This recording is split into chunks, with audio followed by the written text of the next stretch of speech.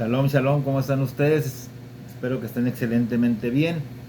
Para allá, Shlach Lecha, envía, enviar, envía para ti, envía por ti. Eh, Comentario a la parashá basado en un artículo del Rab Alec Israel, parashá Shlach Lecha.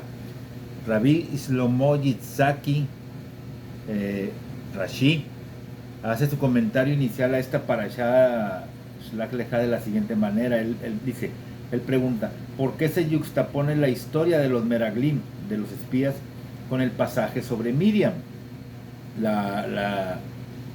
Hay que recordar que Miriam fue golpeada con la lepra, o sea, a causa de haber hecho la shonjara, haber hecho calumnia en contra de Moshe, su hermano. ¿Sí? Y estos hombres, los Meraglim, eh, conocidos actualmente como los espías, ¿sí? Fue una delegación que fue enviada a la tierra de Canaán. Ellos fueron testigos de todo esto que le pasó a Miriam, pero ellos no aprendieron nada, dice Rashi. Bueno, un modo frecuente de investigación que planteado por los comentaristas clásicos de la Torá se relaciona con la ubicación o el orden de las diferentes parashot en la Torá, ¿sí? Que los parashot son los episodios o pasajes de la Torá, y la pregunta generalmente toma la forma de ¿por qué se coloca la historia X junto al tema Y? Bueno, en una representación típica de este género, el gran comentarista Rashi comienza sus comentarios sobre la parashá preguntando por qué el relato de los Meraglim, de los espías, sigue directamente a la historia de la calumnia que realiza Miriam contra su hermano Moshe. Bueno, el pasaje final de la parashá de la semana pasada habla de un comentario negativo hecho por Miriam en referencia a su hermano Moshe. Miriam es inmediatamente convocada por Dios mismo, pero hay que recordar que también estaba Aarón, ¿sí? Bueno, acusada de haber hablado indebidamente sobre Moshe, que era su líder y profeta, y emerge de su encuentro con Dios plagada de lepra, que era el castigo tradicional por hacer la shonjara, por hacer calumnia, por hablar mal de los demás. ¿Qué conexión se puede encontrar entre la historia de Miriam y la historia de los Meraglim? ¿Por qué se yuxtapone la historia del discurso inapropiado de Miriam al relato que trajeron los Meraglim sobre la tierra de Canaán? Bueno, Rashid responde simplemente que el pecado de los Meraglim fue un acto de calumnia contra la tierra prometida. Al parecer ensuciaron el nombre de la tierra y difamaron su reputación. El resultado fue que el pueblo de Israel le dio la espalda a esta tierra. Y ahora, interrogando a Rashi, se hacen las siguientes preguntas. El problema aquí es sobre calumnia, porque después de todo, ¿se puede realmente hablar de calumnia cuando se trata de una tierra? De la tierra, de las rocas, de las montañas, de los ríos. Podemos calumniar a una persona, eso se puede hacer, se le ofende, a la persona se sonroja y se avergüenza, la persona se siente incapaz de dar la cara en público a veces. Eso es difamar, eso es calumnia, eso es la shonjara. Pero ¿cómo se puede difamar a una tierra? Se puede difamar a un edificio, un valle, una ciudad. Se puede difamar de tal forma la tierra que ésta se retuerce y se ponga roja, o que el edificio sufra dolor. Bueno, esta pregunta fue planteada por el venerado Rosh Yeshiva de Mir, Rab Chaim Shmulevitz. Pero él agrega una segunda pregunta que es más preocupante. ¿Está bien registrado cómo Hashem castiga a Israel después de este episodio, impidiéndoles entrar a la tierra durante toda una generación? Esto es un castigo tan severo como uno podría imaginar. Y parecería que Dios está furioso con su nación dura de servicio, con su nación obstinada y rebelde, y a falta de destruirla por completo, mejor elige un castigo de proporciones un tanto extremas. Sin embargo, la forma en que se formula este castigo es algo extraña y desconcertante, porque inmediatamente antes de la proclamación de este castigo devastador leemos una declaración del perdón divino, ¿sí? En Bamidbar 14:20, que dice: y Adonai dijo, te perdono como me has pedido. Ahora, hay que recordar que en los primeros momentos del tiempo de Yom Kippur, cuando se hacen todos los rezos al inicio del servicio de Kol Nidrei, Toda la comunidad invoca este verso cantándolo de tres maneras, ¿no? Y se aprovecha esta declaración del perdón absoluto de Dios hacia Israel y le pedimos a Dios que haga borrón y cuenta nueva de nuestras malas acciones pasadas, pidiéndole que repita su acto del pasado una vez más. ¿Sí? Este versículo es un mantra de perdón supremo y aquí se origina, ¿sí? Cuando Dios le dice a Moshe cómo perdona a la nación. Pero ¿obtiene realmente la nación el perdón? Rabí Obadía ben Jacob Seforno, conocido como Seforno, comenta: os he perdonado hasta el punto de no destruirlos. No aniquilaré a la nación de una vez, sino que los eliminaré por etapas, año tras año. Ni una sola persona entrará en la tierra. Entonces el pueblo, aquí surge la pregunta de si el pueblo fue perdonado o no. ¿Por qué Dios dice que han sido perdonados? Pero, o sea, que han sido libres de culpa, cuando el versículo siguiente establece explícitamente el castigo.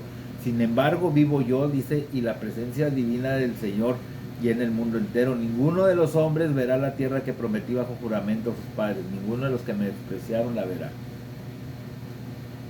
Y aquí surgen dos preguntas. La primera se relaciona con la naturaleza de la calumnia. ¿Podemos difamar una tierra? Y la segunda, si la nación fue perdonada, ¿por qué entonces no se le permitirá entrar a la tierra prometida? Bueno,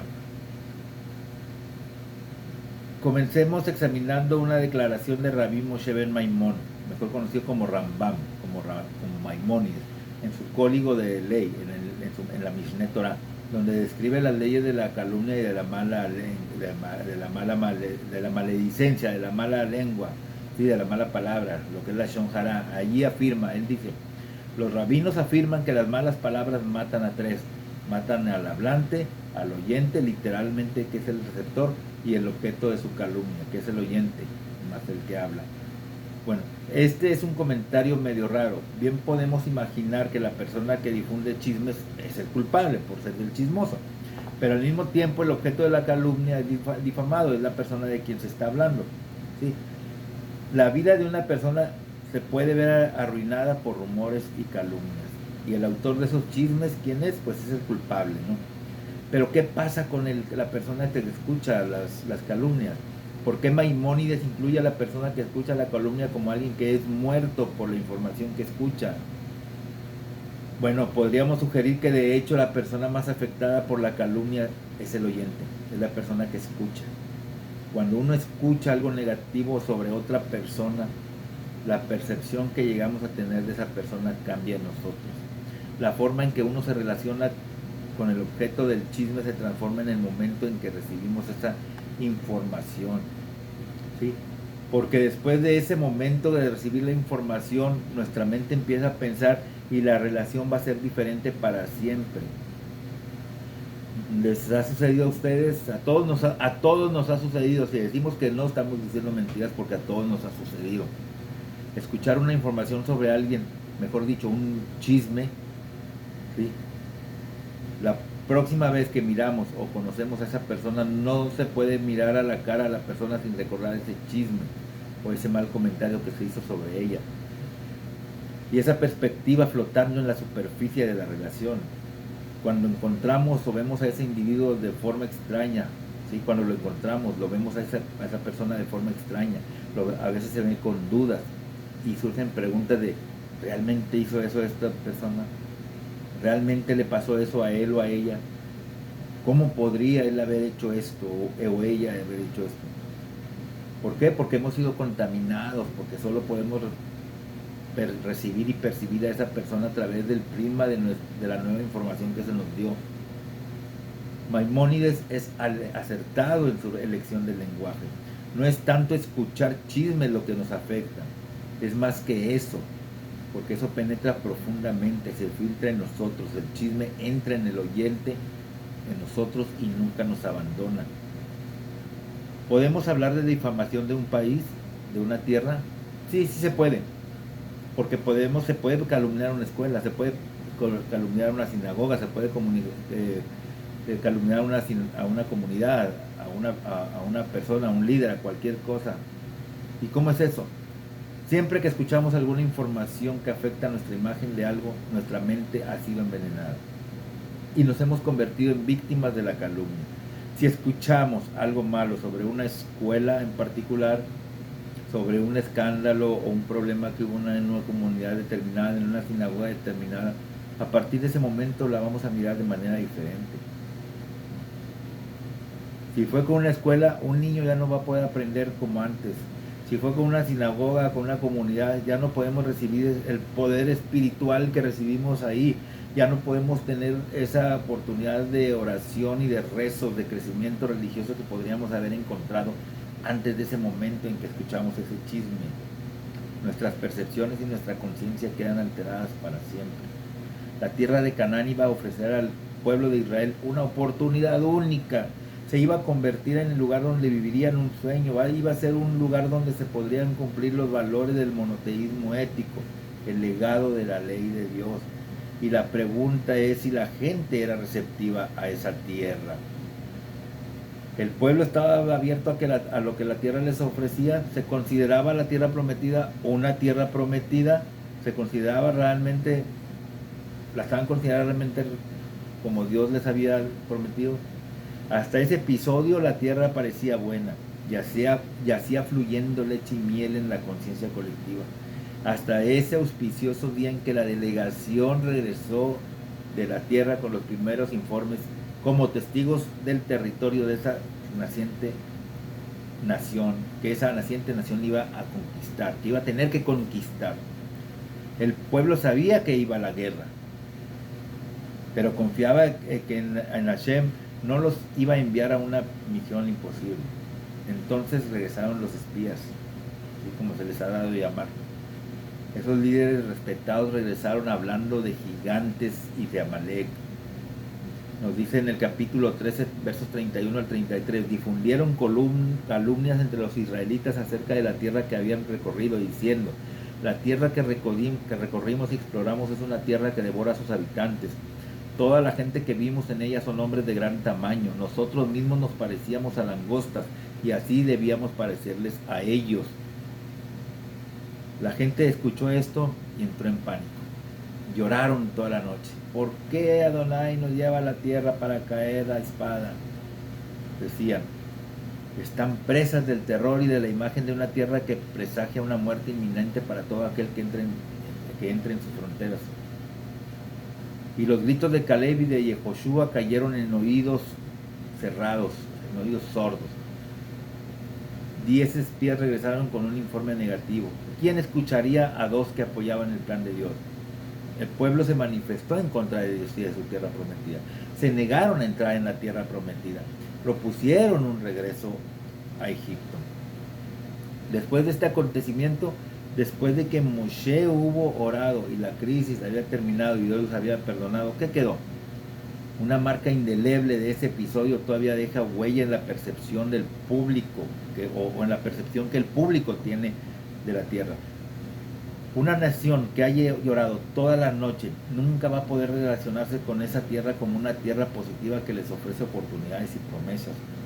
Siempre van a tener una imagen acechando en las sombras de esa tierra como una tierra de muerte, como una imagen que va a surgir fácilmente a la primera señal de derrota, al primer revés que tengan. ¿Sí? ¿Fue perdonado el pueblo? Sí, el pueblo fue perdonado. ¿Podrían haber entrado a la tierra? Tenían entrada restringida. ¿Por qué? Porque si entraban, toda la empresa de conquista de la tierra de Canaán estaría condenada al fracaso desde el primer paso que dieran dentro de ella. La primera guerra, la primera crisis, la primera derrota harían que todos volvieran a llorar. Al igual que las heridas de una víctima con un trauma, las heridas psicológicas de ese incidente traumático no se iban a eliminar fácilmente del subconsciente del pueblo. Y como conclusión, ¿qué podemos llegar a pensar? Pues que la calumnia no afectó al objeto, no afectó a la tierra, afectó al oyente. En palabras de Maimónides, el oyente, el que recibió la información en su corazón y en su mente, fue el afectado de la manera más extrema. Los hijos de Israel, impresionables como los niños, ¿y acaso no todos somos a veces como niños? No pudieron borrar de sus mentes y corazones sus percepciones negativas de la tierra prometida. El que no entraran a la tierra no era un castigo, No era un castigo, más bien fue una consecuencia directa del incidente. Sí, sí habían sido perdonados ellos, pero había sido perdonada solamente la próxima generación, la siguiente generación, quienes estaban libres de las imágenes inquietantes de la tierra que consume a sus colonos. Esa generación iba a entrar a la tierra prometida. Esa generación iba a poder tomar la tierra tal como era. Esa generación no iba a tener las cicatrices emocionales de una noche de lágrimas. Incluso hoy en día hablamos con frecuencia despectivamente de Israel. El mundo habla despectivamente del pueblo de Israel, de Israel, ¿sí? O habla despectivamente de los israelíes. Esos israelíes son todos asesinos. Esos israelíes están cometiendo genocidio. Israel está matando. Pero seamos recordados y advertidos. No estropeemos lo que Israel podría ofrecernos con nuestras palabras descuidadas. Recuerda, somos los oyentes. No permitamos que lo que el mundo dice afecte a nosotros, porque ellos están haciendo la shonjara contra el pueblo, contra Israel, y nosotros somos los oyentes. No permitamos que eso se entre, no nos dejemos impresionar como niños, ¿sí? No quedemos con ese trauma. Asegurémonos de que la Tierra Santa permanezca en una posición que pueda ofrecernos espiritualidad, que pueda ofrecernos una promesa nacional y un sentido de identidad colectiva. Tengamos cuidado de que nuestras palabras no destruyan la oportunidad para nosotros, para nuestros hijos, para nuestras comunidades, para nuestros asociados, de recibir la promesa que ofrece la tierra prometida, incluso la promesa que hoy ofrece la tierra prometida para todos nosotros. No permitamos que todas esas protestas que actualmente están ocurriendo en todo el mundo, no permitamos que toda esa palabrería que dicen muchos gobiernos en el mundo, que están más de 143 gobiernos que se han puesto en contra de Israel, afecten nuestra percepción de la tierra prometida. No seamos como esa generación en el desierto que se puso a llorar toda una noche y no pudo ver la tierra prometida. Que Akadosh Baruj Hu nos dé discernimiento, nos dé nuestra mejor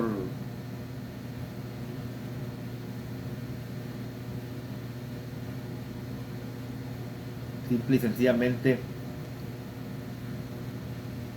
que podamos cerrar nuestros oídos a toda esa palabrería vana que el mundo está haciendo ahorita en contra del pueblo de Israel. Shalom.